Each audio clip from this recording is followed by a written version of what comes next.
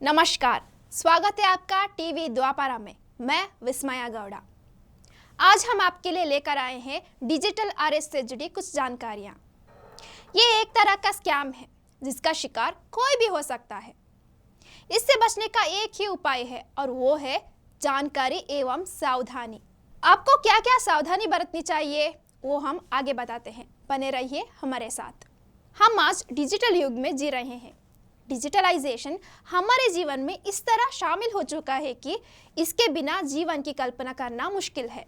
हमारे छोटे छोटे कामों से लेकर बड़े काम तक डिजिटल माध्यम से ही होता है। मानव सभ्यता का इतिहास देखें तो कोई भी नई व्यवस्था जब आती है तो उसके साथ ही आते हैं उस व्यवस्था को ठगने वाले शातिर लोग। ये लोग हर युग में हुए हैं, फिर वो नटवरलाल हो या जमातारना में बैठे अभी के ठग हो। इनका ठगी का माध्यम और तरीका बदलता रहता है, लेकिन ठगी निरंतर चलती रहती है, क्योंकि आजकल जब डिजिटल तकनीक हमारे जीवन का एक अभिन्न हिस्सा बन गई है, धोखाधड़ी के भी नई तरीकों का विकास हुआ है। हाल ही में एक व्यक्ति ने डिजिटल अरेस्ट नाम की धोखाधड़ी का शिकार होने के अपने अनुभव को सोशल मीडिया प्लेटफॉर्म पर साझा किया। आज हम उनके अनुभव के आधार पर इस प्रकार की धोखाधड़ी के सामान्य तरीकों और इससे बचने की तरीकों के बारे में बताते हैं। अब धोखाधड़ी का शुरुआत कैसी होती है? धोखाधड़ी का शुरुआत एक अज्ञात नंबर के फोन कॉल से होती है। कॉल करने वाला आपको बताता है कि आपका मोबाइल नंबर का उपयोग हरासमेंट और फाइनेंशियल धोखाधड़ी के लिए किया जा रहा है। इसके चलते अगले 4 घंटों में आपका मोबाइल नंबर ब्लॉक किया जाएगा। ये कॉल ट्रॉय यानी भारतीय दूरसंचार नियमित प्राधिकरण के नाम पर किया जाता है, जिससे लोग भ्रमित हो जाते हैं। फिर आता है पुलिस स्टेशन जाने का दबाव। अब आगे की बातचीत में धोखेबाज व्यक्ति आपको अपने प्रदेश के पुलिस मुख्यालय या पुलिस स्टेशन आने या फिर व्हाट्सएप वीडियो कॉल पर अपना बयान दर्ज करने के लिए कहता है। कोई भी सामान्य व्यक्ति वीडियो कॉल का विकल्प ही चुनेगा, जिससे उसे ये विश्वास हो सके कि वे एक वास्तविक पुलिस मामले का सामना कर रहे हैं। अब व्हाट्सएप कॉल के दौरान ठग व्यक्ति पुलिस की यूनिफॉर्म पहना हुआ होता है और बैकग्राउंड में आपको एक पुलिस स्टेशन का पूरा सेटअप नजर आएगा। यह दृश्य आम लोगों को विश्वास दिलाने के लिए पर्याप्त होता है कि वे वास्तव में पुलिस से ही बात कर रहे हैं।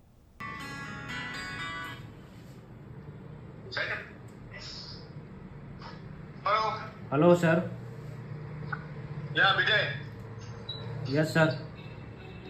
तो ये वेरिफिकेशन पॉलिसी आपने आपको वेरीफाई कर लिया है, तो अभी मैं आपको स्टेटमेंट लाइन से कनेक्ट करूंगा। वहां पर मुझे बताइए क्लियर टू क्लियर आपके साथ हुआ गया है और उसके बिहाफ पे आपके आधार कार्ड मिसयूज की कंप्लेंट रजिस्टर की जाएगी और आपको यहाँ से कंप्लेंट कॉपी प्रोवाइड की जाएगी। ओके, सो आप मेरे साथ लाइन पर रहिए।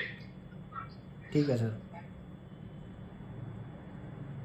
इस तरह से जालसाज व्यक्ति यह सुनिश्चित करने के लिए कि कोई आपके साथ ना हो, आपको 360 डिग्री का दृश्य दिखाने के लिए कहेगा, जिससे वह आपका पूरा कमरा देखेगा और तसल्ली कर लेगा कि आप एकदम अकेले हैं, क्योंकि यदि कोई आसपास हुआ तो आपको सावधान भी कर सकता है कि ये सब एक फ्रॉड है। देखिए, मैंने आपको जैसे पहले बताया था कि ये स्टेटमेंट लाइन है, इसमें आपको बीच में कोई डिस्टर्ब नहीं करना चाहिए। हाँ सर। तो और कौन है आपके साथ? कोई थर्ड पार्टी ऐसा कुछ? कोई नहीं सर। तो कोई नहीं है? नहीं सर। आप एक काम कीजिए, अपना बैक कैमरा चालू कीजिए, 360 घुमाइए। ठीक है सर। आगे बातचीत के दौरान ठग आपसे आधार कार्ड के बारे में जानकारी मांगेगा, या कई मामलों में उनके पास आपके आधार कार्ड की जानकारी पहले से होती है। जब वो आपको आपके आधार कार्ड की जानकारी स्वयं देते हैं, तब आपका विश्वास और भी बढ़ जाता है कि पुलिस वालों को ऐसी जानकारी निकालना आसान होता है। और इनका कहना है कि इनके आईडी कार्ड का मिसयूज करके एक नंबर परचेज किया गया है, जो नंबर है 9335500077। ये नंबर 2024 को परचेज किया गया है। परचेज लोकेशन है shop number 18, Chandan Nagar, Alambagh, Lucknow, pin code 226005। तो सबसे पहले आप अपना खुद बताइए और कहां से अपना स्टेटमेंट दे रहा है ये बताइए। सर, मेरा नाम विजय गजेरा है और मैं गुजरात से स्टेटमेंट दे रहा हूँ। तो देखिए, आपको इस पे स्टेटमेंट लाइन पे कनेक्ट किया गया है। आपने बताया कि आपके आधार कार्ड का मिसयूज किया जा रहा है, तो जो आधार कार्ड का आपका मिसयूज किया जा रहा है वो आपके पास है, कोई थर्ड पार्टी यूज कर रहा है? नहीं, आधार कार्ड तो मेरे पास ही है सर। आधार कार्ड आपके पास है? हाँ। प्रूफ के तौर पे आप कैमरे पर शो कराइए। 1 मिनट सर। इसके बाद वे आपसे कहेंगे कि आपका आधार कार्ड अवैध तरीके से उपयोग हो रहा है, जिसके बाद उसको कैसा रोका जाए इसके बारे में वो आपको बताएंगे। आपने अपना आईडी कार्ड यूज किया, हो सकता है वहां से इसका मिसयूज करके कभी आपका कोई जेरोक्स आप रख के भूल गए हो आईडी कार्ड का, ये वो लॉस्ट हुआ हो, कभी आपके साथ ऐसा हुआ जेरोक्स के साथ? कब से यूज कर रहा है और ये नंबर से क्या इलीगल एक्टिविटी हो रही है, ठीक है? ठीक है सर। और आपके आधार कार्ड को भी सिक्योर कराना जरूरी है, क्योंकि आपके अलावा अगर किसी कोई थर्ड पार्टी यूज कर रहा है, यानी इसका मतलब ये है कि पूरी जो भी इंफॉर्मेशन है वो किसी थर्ड पार्टी के पास है, वो इसको यूज कर रहा है। सिक्योर कराया जाएगा तो उससे ये होगा कि आपके नाम से अगर कोई थर्ड पार्टी यूज करेगा तो यूज नहीं कर पाएगा। और आपका आईडी कार्ड सिक्योर करना मतलब कि आप ही पर्सनल यूज करते हैं, अगर कोई थर्ड पार्टी को यूज भी करेगा तो उसके लिए वो इनवैलिड हो जाएगा, ठीक है? ठीक है सर। जिसके लिए वे आधार कार्ड के सुरक्षित उपयोग के लिए आपको तरह तरह के चीजें बताएंगे। इस दौरान वे आपको एक दस्तावेज दिखाएंगे जिसमें सुप्रीम कोर्ट और ट्रॉय नाम का इस्तेमाल किया जाया होता है, जिससे आपका विश्वास और भी गहरा हो जाता है कि ये सब कुछ एकदम वास्तविक है और आप किसी गहरी साजिश में फंस चुके हैं। तरफ से एक लेटर भेजा गया है जो मैं आपको भेज रहा हूँ, आप इसको रीड कीजिए। ठीक है सर।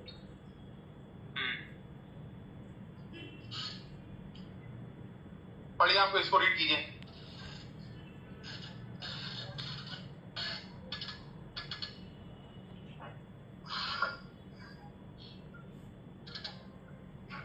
धोखेबाज ने सुप्रीम कोर्ट की जिस लेटर का इस्तेमाल किया उसमें आपका नाम और आधार कार्ड संख्या होती है, जिसे उन्होंने शुरुआत में मांगी थी। लेकिन आप गौर करेंगे तो पाएंगे कि इसमें गलत वर्तनी का इस्तेमाल किया गया होता है। धोखाधड़ी का अगला चरण और भी दिलचस्प होता है। धोखेबाज वॉकी टॉकी का इस्तेमाल करके पुलिस मुख्यालय से जानकारी प्राप्त करने का अभिनय करेगा, जिसके बाद उनके ही आदमी उनको वॉकी टॉकी पर सूचित करेंगे कि आपको गिरफ्तार किया जाएगा। इसके बाद एकदम से उनकी टोन बदल जाती है और वे धमकी देना शुरू कर देते हैं।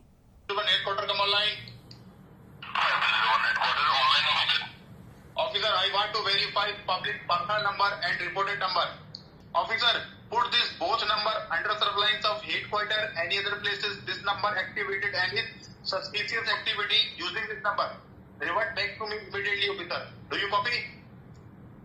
Officer, it was involved with $8.5 million money laundering case of the most wanted criminal Mohammed Islam Nawab Malik.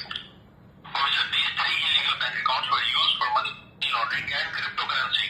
So no police station is supposed to be aware of that. This case is a national secret case. I repeat, this is a national secret case. So the ED department has issued the arrest warrants against this suspect. And arrest the suspect immediately. Officer, do you copy?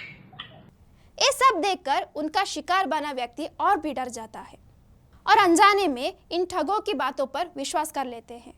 तो इस धोखाधड़ी और ठगी से कैसे बचा जाए? संदिग्ध कॉलों का जवाब ना दें। यदि आपको किसी अज्ञात नंबर से कॉल आती है तो इसे अनदेखा करें। सही जानकारी हमेशा आधिकारिक सोर्स से ही प्राप्त करें। किसी भी व्यक्तिगत जानकारी का खुलासा ना करें। किसी भी कॉल पर अपनी व्यक्तिगत जानकारी जैसे आधार कार्ड नंबर या बैंक डिटेल्स साझा ना करें। वीडियो कॉल से सतर्क रहें। अगर आप किसी पुलिस अधिकारी से बात कर रहे हैं तो हमेशा इसकी पुष्टि करें। वीडियो कॉल पर आपको कोई भी जानकारी साझा करने से पहले सावधानी बरतनी चाहिए। धोखाधड़ी का रिपोर्ट करें। यदि आप किसी धोखाधड़ी का शिकार होते हैं तो तुरंत ही संबंधित अथॉरिटी को सूचित करें। इससे घबराकर बात छुपाने की कोशिश ना करें, वरना आप ठगों के जाल में और भी फंसते चले जाते हैं। आज का डिजिटल दुनिया में धोखाधड़ी के मामले तेजी से बढ़ रहे हैं। इस तरह के धोखाधड़ी से बचने के लिए जागरूक रहना आवश्यक है। हमेशा सतर्क रहें और संदेहास्पद कॉल या संदेश पर तुरंत प्रतिक्रिया ना दें। याद रखें, आपकी सुरक्षा के लिए सावधानी ही एकमात्र विकल्प है। नमस्कार।